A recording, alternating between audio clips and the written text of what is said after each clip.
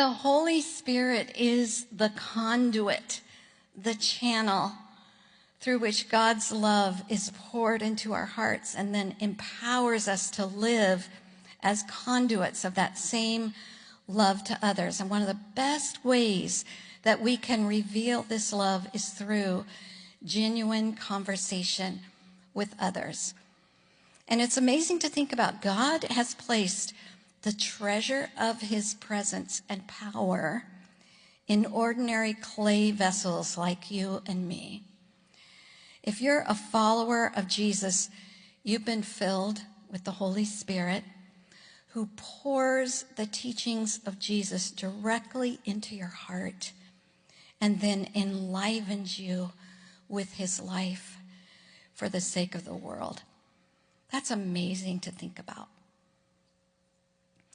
And so I want to encourage you tonight, take all of this to heart.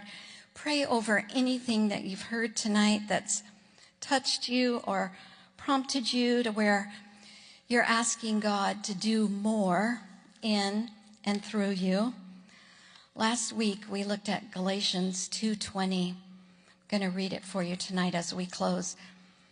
Paul said, I have been crucified with Christ. It's no longer I who live, but Christ who lives in me. And the life I now live in the flesh, I live by faith in the Son of God who loved me and gave himself for me. I think this verse is really a key verse for us as we walk in step with the Holy Spirit. Paul talked about grace with the Galatian Christians. And you know, those early believers wanted a checklist. Just tell us what we need to do and we'll do it, right? Because they were so used to following the Jewish law to make sure they were right with God. So they were following all the rules and regulations. And Paul was saying, no. Jesus came. And now we're all free. And aren't we like that as humans? Just tell me what I need to do and I'll do it, right? We want to default to a checklist.